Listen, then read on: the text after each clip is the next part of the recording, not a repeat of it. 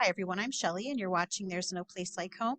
I'm back with another video and today's topic is that it's time to face the facts. As someone who is interested in all types of mythology, I have been wanting to watch the movie Gods of Egypt for quite some time. And when I saw that it was free on a streaming service that we have, my husband and I decided to watch it over the weekend. And it is a very good movie, but there was one scene in particular that really hit me. So, spoiler alert, in case you haven't seen this movie yet, chances are that you probably have if it was something that you were interested in because the movie was made several years ago. But I'm going to be talking about one particular scene that involved Set, played by Gerard Butler, and he is actually up in the sky talking to his father, Ra. In this scene, Ra is telling his son, Set, what his will is for him, what he would like him to do that is set for the rest of his time on earth. And for Ra and Set, what that entailed was Set remaining up in the sky, because I don't know if you know, Ra is the sun god, and I am not equating Ra and Set with the Father and Jesus at all. I'm just using this as an example, okay? But Ra is in charge of not only bringing the sun across the earth, which very interestingly in this movie it does show a flat earth floating in the sky. So yeah, just wanted to throw that out there because that was the cosmology of the Egyptians. But besides Ra being in charge of taking the sun through it by a chariot across the sky every day, he was also in charge of keeping Apophis at bay, who was the serpent of chaos in Egyptian mythology. So besides bringing light to the world, he also kept chaos at bay, and he wanted Set, sorry, this is Set, he wanted Set, his son, to take over for him. And it was during this scene that I heard Set say something that reminds me of so many Christians nowadays. And again, this was when Ra told him what he wanted him to do. Set actually said, I don't want to do this every day until I die. I don't want to die. I want to live forever. And then Ra replied to him and said, you will have immortality in the afterlife. And then Set said, I don't want it in the afterlife. I want to live and have my kingdom down there. Keep in mind, they were up in the sky at this point. He pointed right down to earth. And he said, I want to live and have my kingdom down there. He pointed to the earth and he said, that's where I want my rewards. And when I heard that, I thought, wow, that sounds so familiar. As I have spent the past year and a half or so now studying covenant eschatology and making videos about what I have learned about it, one of the biggest protests that I will get from people is that they are waiting for their rewards to be on this physical earth. They are waiting for a physical makeover of creation. They are waiting for a time when they will never physically die anymore. And when I explain that, and I have shown many, many verses with this, that this was talking about spiritual death and that this was covenantal language, people don't want to hear it. And you honestly, I used to think the same thing. I had a very literal interpretation too, because I was interpreting the Bible from a modern Western perspective instead of interpreting the Bible as the original audience would have. So this made me think of Isaiah 55, verses 8 and 9. For my thoughts are not your thoughts, neither are your ways my ways, declares the Lord. For as the heavens are higher than the earth, so are my ways higher than your ways, and my thoughts than your thoughts. Just like Set, there are so many believers who want things their way, and they don't even want to hear what it was that God originally had planned for them or what was originally in store for them. They only want what they want. They want it to be their way. And if they hear that it's not going to be their way, some of them unfortunately get very, very angry, as Seth did, as a matter of fact. I just recently started going through a study of the book of Revelation again. And this is the first time that I'm actually going through it with an exposition. Before I just went through it by myself. And so I'm going to go through it very, very slowly. And I'm using an exposition called The Days of Vengeance by David Chilton. And I'm just going to throw it out there that when this book was written, David Chilton was a post-millennialist. I do believe that before he passed away, that he did admit to becoming a full preterist at some point, but when this exposition was written, he was a post-millennialist. But here is something very interesting and very relevant to this attitude that Christians have today that I wanted to share with you. And again, this is from the Days of Vengeance. He said, the revelation gives us commandments to keep, and in particular, the first century readers were to heed and obey its instruction, for the crisis was upon them. The time is near, St. John warns, again emphasizing the contemporary relevance of his prophecy. He repeats this warning at the end of the book, and that's in Revelation 22, 6-7 and verse 10, where I'm paraphrasing, but he says, I am coming soon. The ancient world would soon be in an uproar as kingdoms shook and crumbled to their foundations, and the Christians needed the revelation as a stable guide during the period of dramatic change which was to come. The end of the world was approaching, not the destruction of the physical universe, but the passing away of the old world order, the governing of the world around the central sanctuary in Jerusalem. God had established a new nation, a new priesthood, a new humanity worshiping in a new sanctuary. God's house was nearing completion, and the old provisional dwelling, like scaffolding, was about to be torn away. Generations of Christians, actually centuries of Christians, have been approaching Bible prophecy thinking that it was about them. No matter which generation you would be looking at, each generation thought that it was about them because they completely missed or ignored all of the timing statements, which clearly showed that the book of Revelation was written to the contemporary people of the authors. So the authors of the Bible were not writing these instructions to people 2,000 years later.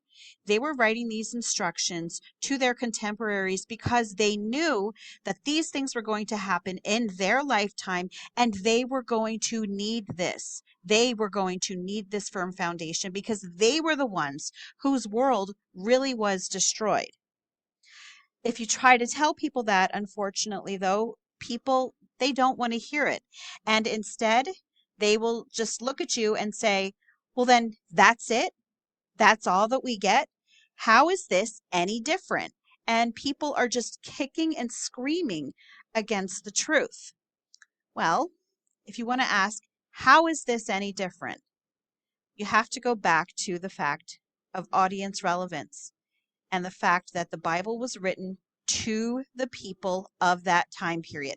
Yes, there are so many things that we can learn from the Bible. There are so many things that we can know about God and what he did for us and what it is that he expects for us. But the instructions and the prophecies were written to the people who were contemporary to the biblical authors. It would have no meaning for people 2,000 years down the line. They were writing these things to help the people who were there with them then. So if you're looking at it this way as saying, oh, well, if you're expecting some beautiful paradise on earth remade and, Garden of Eden back on the earth, as I once did, yeah, you're going to look around you and you're going to say, how is this the new earth? But that's because you're not understanding what the biblical new earth actually was about. The biblical new earth was actually about the changing over from the old to the new. And guess what? The people who were living in that old covenant time period, when the new covenant was ushered in after the destruction of the temple, I assure you that their world was nothing like it was before that. For starters, let's just talk about the 613 commandments of Torah that the Old Covenant Jews had to follow. And let me just remind you that these 613 commandments, they were given to Moses. Yes, they were given to Moses by God. And these commandments were always to point the way to Jesus, because there is no way that man would be able to faithfully and perfectly uphold all 613 of these commandments. Yet, Old Covenant Israel, they were still under this law. Now imagine living under this old covenant law where you were required to do, not only moral things, but you were required to do so many ceremonial things. You were required to do so many sacrifices. And need I remind you, especially during the time of Jesus's ministry, there were people such as the Pharisees and the high priests who were watching your every move. Now, I want to just throw this in here really quickly before I go down and just give you some examples of the things that the people of that time period, they had to adhere to. But first, let's just read this. With the destruction of the temple in 70 AD, many of the enumerated mitzvot that concern ritual and ceremony within the establishment of the Aaronic priesthood can no longer be obeyed. It has been estimated that only about 270 of them, less than 50%, are still applicable today. That is, ever since the diaspora of the Jewish people, it has been literally impossible to fulfill all of the Torah's righteous demands. Nonetheless, the rabbinic tradition has assumed the role of interpreting the applicability of Jewish law for the individual Jew, and certain qualifications in the idea of the mitzvot are therefore made. So let that sink in. Many of the enumerated mitzvot that concern ritual and ceremony within the establishment of the Aaronic priesthood can no longer be obeyed because of the destruction of the temple in 70 AD. In fact, less than 50% of them are still applicable today because the rest of them cannot be performed. And what does that remind you of? These are Jesus's words, Matthew 5:18. For truly I say to you, until heaven and earth pass away, not an iota, not a dot will pass from the law until all is accomplished. So right here, and again, this website is HebrewForChristians.com. It tells us that because of the destruction of the temple in 70 AD, less than half of the mitzvots that concern, the ones that concern ritual and ceremony within the establishment of the Aaronic priesthood of the law, less than half can now be obeyed because of the destruction of the temple. Again, let's see what this says. For truly I say to you, until heaven and earth pass away, not an iota, not a dot will pass from the law until all is accomplished. So having over half of it unable to be fulfilled, I think is a pretty good indication that heaven and earth has passed, because that is far more than just an iota. That is far more than just a dot. That is over half of the requirements that they can't be fulfilled anymore, specifically because of the destruction of the temple in 70 AD. I don't know how much clearer than that you can get, especially if you believe what Jesus said. So, of these 613 commandments, actually, they're all listed right here. I will leave a link in the description if you wanted to read through all of them. I'm obviously not going to read all of them, but some of them, are, simple. Genesis 1:28, you shall take a wife, be fruitful and multiply. Okay. Then we have the more physical requirements. You shall circumcise your male children on the 8th day. Genesis 32, you shall not eat the sinew of the thigh vein. Exodus 12, you shall determine the appointed times by observing new moon. Exodus 12:9, you shall not eat the Pesach unless it is roasted whole in fire. And I'm just going to scroll down. Exodus 13:12 and 13, you shall redeem the firstborn of animals with a lamb. You shall not worship an idol. And again, so here we have the 10 commandments. So I'm hoping that you all know those, but you shall be put to death. You shall put to death anyone who kidnaps or curses a parent. You shall not harass the poor and needy who have loans.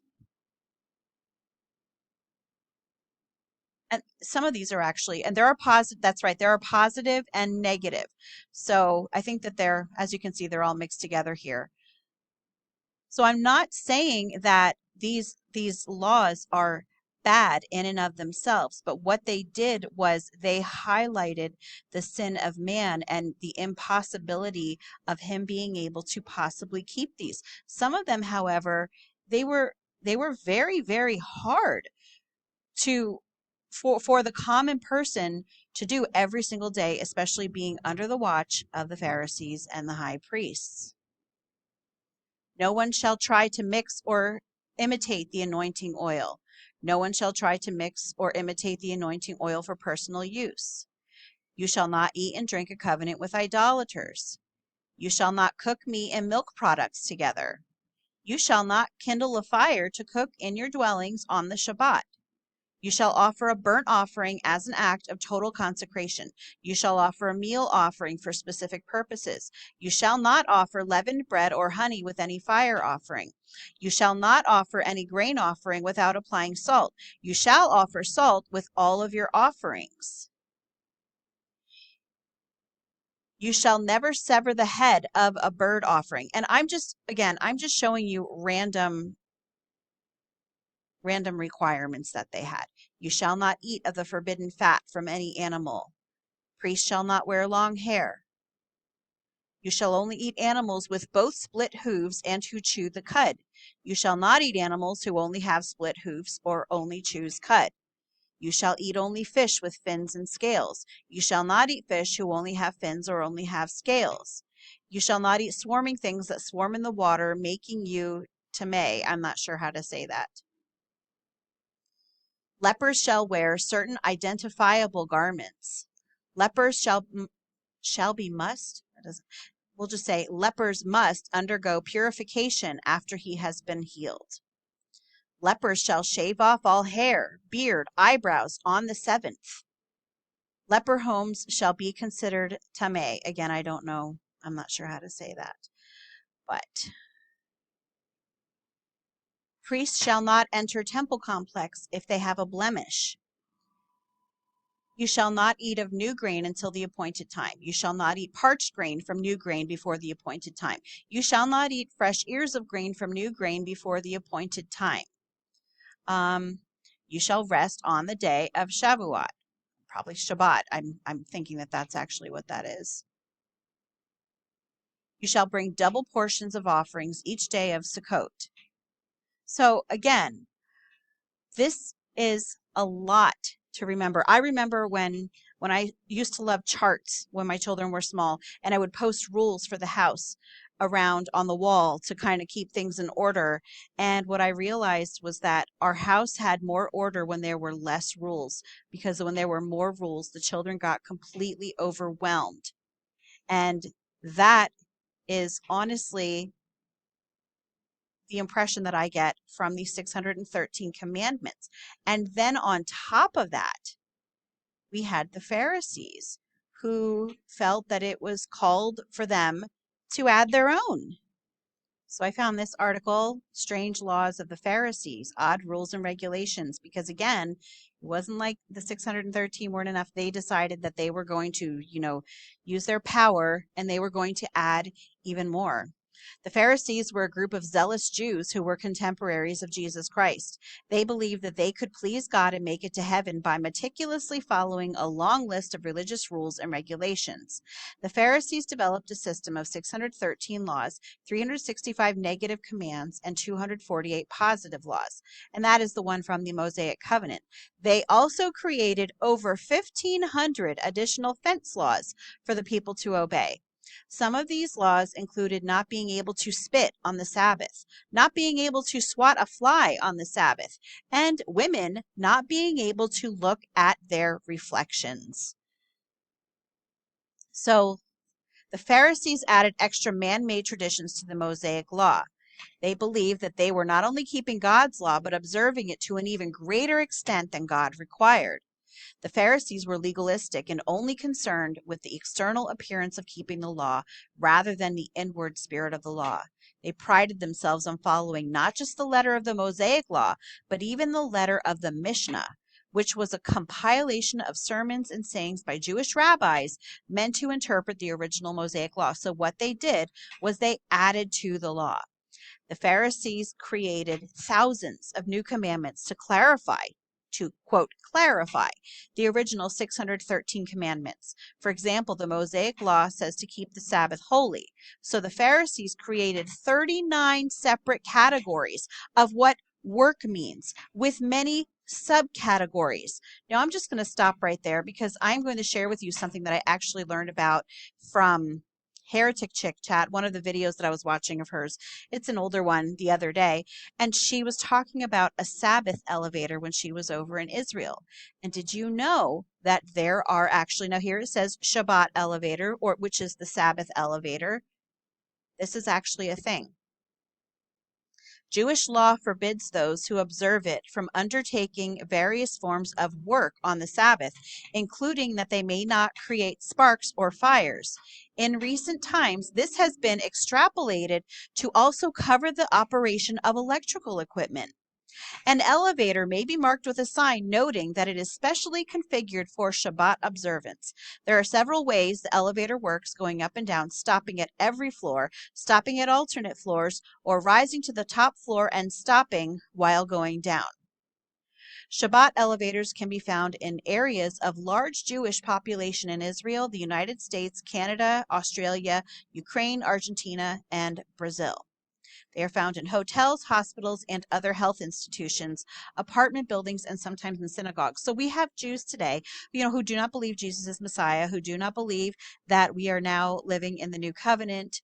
And so they are still holding this law over their heads, and they're still using these added laws. So it seems like even today, they're still adding more laws to those already 613.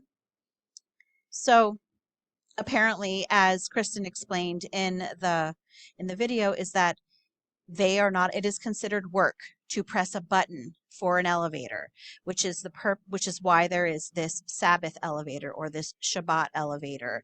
And so what she basically described is that if you're in a hotel with 50 floors and you have to use the Shabbat elevator, it will take you 45 minutes because it will have to stop at every single floor because it just automatically opens. You just have to stand there and wait. Can't press anything because that's work. And then it takes 45 minutes to go down, 45 minutes to go back up again. Imagine living under that, I'm going to say, oppression. And many of these things largely come from, now obviously not the elevator one. Well, maybe I haven't really looked too much into it, but I know at the time this was written there were no elevators, but I don't know if they still add to it nowadays. But these new laws that have been added are added to something called the Mishnah. There are 6 orders in the Mishnah, may also be called the Shas, a term that more often denotes the entire Talmud. And that's very important to understand, is that today's Judaism is not based on the Torah because they are not able to accomplish, over 50% of what what Torah required. So what happened was a few centuries after the fall of the temple, the priests who, the apostate Jews who were still around, they created a whole new system to follow. And that was the Talmud. So the Talmud is not what was given from God. So there's 6 orders. There's the Zeraim. It deals with prayer and blessings, tithes and agricultural laws. Moed, it's about the laws of the Sabbath and the festivals. Nashim, women concerning marriage and divorce, some forms of oaths and the laws of the Nazarite. There's the Nezikin, dealing with civil and criminal law. Kodashim, regarding sacrificial rites, the temple, and the dietary laws, and Toharat, purities, pertaining to the laws of purity and impurity, including the impurity of the dead, food purity, and bodily purity. So here we have in the Mishnah, there's 6 orders, yes, but for this one, there are 11 tractates. In this one, there are 12. In this one, there are 7. There's 10 here. There's 11 here, and there are 12 here. So all of these additional things being added to the already 613 requirements of the law. So if you are able to remove yourself from this prophecy that was written for the author's contemporaries, you will understand that the new earth was very, very, very different from the old earth. And it was just as we today look for physical things, a new physical world, this was an entirely different world for them. Okay, it is just so crucial that people understand that these prophecies, they all happened. They all were fulfilled exactly as God said they would be fulfilled, but they weren't for us.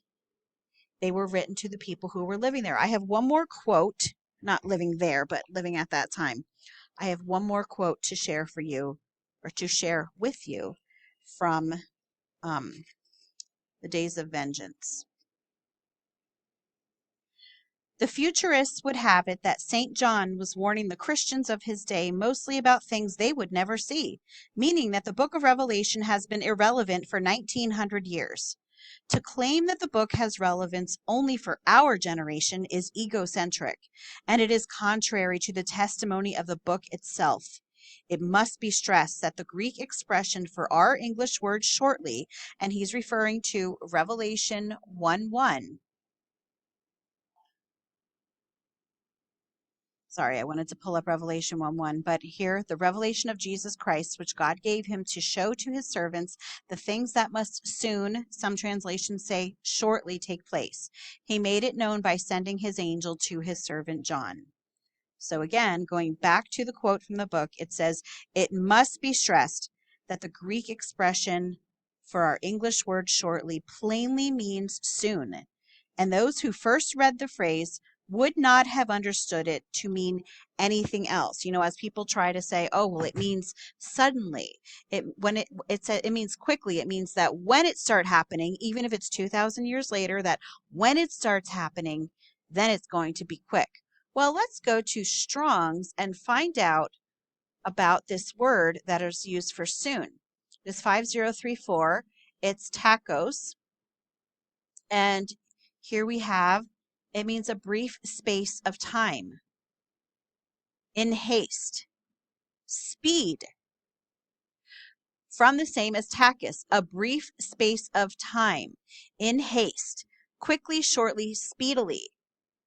Swiftness, speed, done as quickly as it is appropriate to the particular situation. It always means something that is going to happen literally soon. And to take the word soon and to apply it to us living 2,000 years later, as David Chilton said, is very egocentric. And it is part of that generational provincialism that Gary DeMar always talks about. Every generation thinks that their generation is the one. And we are not the one. The one generation was the generation of the biblical authors. And That's all that I have for you today. If you like this video, give it a thumbs up. If you haven't subscribed and would like to hear more of what I have to say, I would love if you would do that. If you have any questions or comments, you can leave them down below. And if you like my work and would like to become a channel member, I will leave a link in the description box for that as well, or you could just click on it right on my channel page. And I hope you have a great day.